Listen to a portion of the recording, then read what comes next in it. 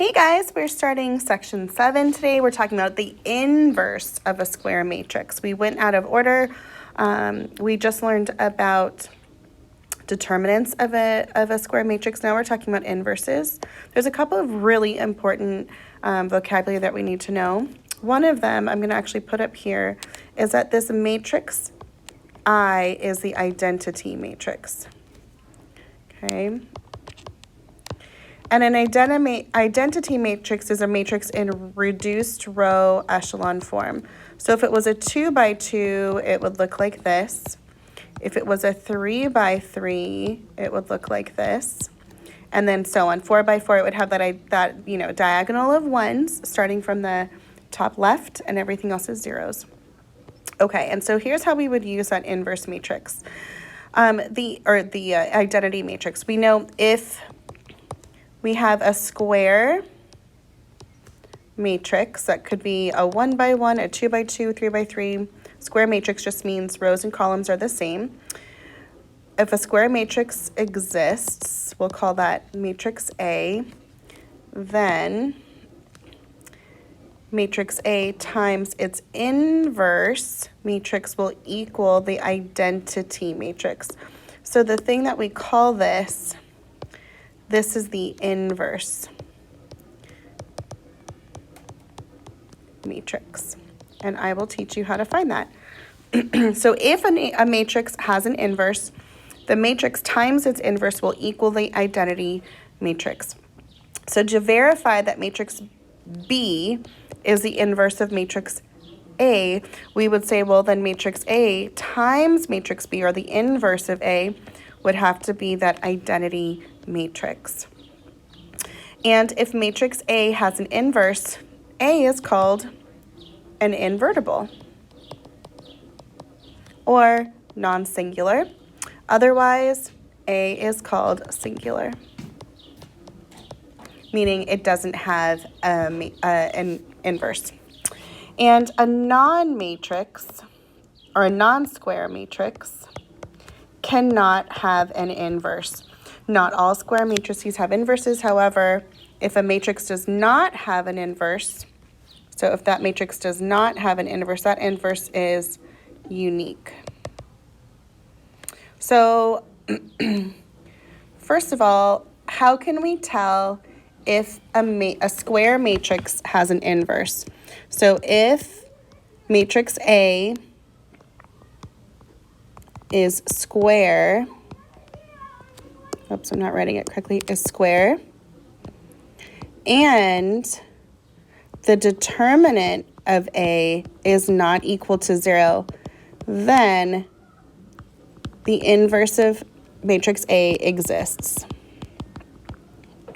So describe how to find the inverse of a square matrix. So let's just say if matrix A was a 2 by 2, okay, and we'll call this entry A, B, C, and D. We know that the inverse of matrix A would be 1 divided by the determinant of A. And then we are going to reorder the matrix A. So we swap A and D, those places. So A is in the upper left, D is in the lower right, and we're going to swap those positions. So the value of D will swap with A, and A will replace D. And then when we go diagonal the other way, they stay in that position, but they become opposites. So, for example, B becomes negative B, and C becomes negative C. So they don't swap positions, but they become opposite. So once we have that, then you've got your inverse of the matrix. Okay, so this example, we're not going to hand you 3 by 3 matrices. We're just going to do these in your matrix calculator. So for this one, we're going to go to our Desmos matrix, and I'm going to start a new matrix, matrix C, and we know the matrix was a 3 by 3, so we're going to change it here. And the matrix was 1, 2, 4, 1, 0, 2, and 2, 2, 3, and then 6. And then when I hit enter, that stores the C. In order to find the inverse of C, do you see this a to the negative 1? So we're going to, we're going to do that. Whoa, what just happened? So we're going to do that when we click matrix C inverse. And so we see the inverse of C, and we get it right here. Okay, so I'm just going to take a little screenshot of this. All right. So now, what if we're doing a 2 by 2 matrix? How can we write that by hand? So if matrix A is a 2 by 2 matrix given by this matrix, where we have entries A, B, C, D, then A is invertible if and only if the determinant of A is not equal to 0. We talked about that. And moreover, if this condition is true, the inverse is given by 1 over the determinant of A times, and just like we said before, swap the A and the D, and the B and the C stay, but they become negative. So remember, we swap the A and the D, and then these on this diagonal become opposites. Okay? So the denominator is called the determinant.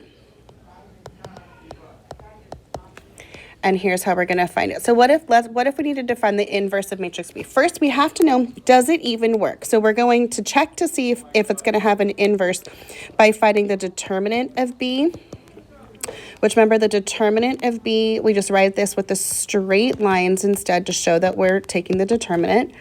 And finding the determinant, we take this diagonal and we multiply and we subtract by this diagonal here, and we multiply those as well. So negative 2 times 9. We end up with negative 21 minus negative 18. Minus a negative is adding the opposite, so we end up with negative 3. So because that number is not 0, the determinant of B is negative 3, we can proceed with our inverse. So step 1 was to find the determinant. Step 2 is we're going to go ahead and set up the inverse. So remember, the inverse is, it looks like this. So we say the inverse of matrix B equals 1 over the determinant of B, which is negative 3, times the inverted matrix. Remember, that means we take this on the diagonal and swap them. So instead of 3 and negative 7 on the diagonal, we get negative 7 and 3. And then on this diagonal, those just stay in the same spot, but now they become opposite. So this is negative 9 and positive 2. So when we have that, now this is just a scalar multiplication. So step 3, you're just going to use scalar multiplication. So we take this negative 1/3 and we multiply it into each of these entries. So this becomes negative 1/3 times negative 7 is positive 7/3. Negative 1/3 times negative 9 is positive 9 over 3, which is just 3. And then we have negative 1/3 times 2, which is going to give us negative 2/3. And negative 1/3 times 3, which is going to give us negative 3 over 3 or negative 1. And so this right here is the inverse of matrix B. Okay. All right, now let's go into the next one. It says if A is in an invertible matrix, so we know it exists, and the system of linear equations is represented by matrix A times matrix X equals matrix B, it has a unique solution. And the way we would solve for X is we say matrix X equals the inverse of matrix A times matrix B. And this is kind of like, it's just like the same idea as if I told you to solve 2 times X equals 6. Well, in order to solve for X, you would do the opposite of 2, which is being multiplied. So we would divide by the 2 to both sides, and we would get X equals 6 divided by 2, which is 3, right? Well, here, in order to get X by itself, it's being multiplied by matrix A. Well, we can't divide by matrix A. We have to do the inverse to make it go away, which is why if we multiply both sides by the inverse, so let's say, for example, if you had A times X equals B, to multiply both sides by that inverse of A, remember what we said, the inverse of A times both sides, this would cancel, this would become the identity times X equals the inverse of A times the matrix of B. Well, the identity matrix, the definition of it means whatever the identity matrix is multiplied to just stays the same. So we know matrix X will be equal to the inverse of matrix A times the matrix of B. So let's use an inverse matrix to solve this if possible. So a couple of things. This is a two system of equations. So we're going to write this as a coefficient matrix. First, we'll call that matrix A. Our coefficient matrix is right here, 12, 8, 3, and 5. And then we have our variable matrix. We'll call that matrix X. And our variables are here. They're X and Y. So this is going to be X and Y. And we know it's equal to that constant matrix, so we'll call that matrix B, which is 416 and 152. Okay, so we're going to solve this using this definition on how to get this X matrix by itself. So I know in order to solve for matrix X, I know, well, I'm going to have to find the inverse of matrix A and multiply it by matrix B. So let's do that. So over here, remember, in order to find the matrix of, or the inverse matrix of A, we first have to start with, does the determinant of A even exist? So we're going to find, okay, the determinant of A is the determinant of matrix A, which is 12, 8, 3, and 5. Let's see if this will work. So 12 times 5 minus 8 times 3. That's 60 minus 24, which gives me 36. So that's not a 0, so this will work. So we know the inverse of A equals 1 over the determinant of A times the inverted matrix. And remember, that means we go back to the original matrix. We swap these on the diagonal. So this is going to be 5 and 12. And then we take the opposites on this diagonal, which are -3 and -8, but we leave them. So inverse of A becomes 1/36 times 5, which is 5 over 36. 1/36 times -3, which would be -3 over 36, which we can reduce later. We've got -8 times 1/36. And we've got 12 times 1/36. So we've got 12 over 36. So if I were to reduce this, I would end up with 5/36. 3 over 36 is just going to be reducing to 1/12. -8 over 36 will reduce it to -2/9. And 12 over 36 is going to be 1/3. So we kind of have some fractions in there, but that's okay. So now that we have this inverse matrix, I'm going to make this smaller. This inverse matrix is 5/36, -1/12, -2/9, and 1/3. We're going to multiply it by matrix B, which we haven't used yet. We know matrix B is 416 and 152, so that's not a 2 by 2. So remember, now we're just multiplying matrices. Remember, in order to multiply matrices first, we look at the dimensions. This is a 2 by 2, and this is a 2 by 1.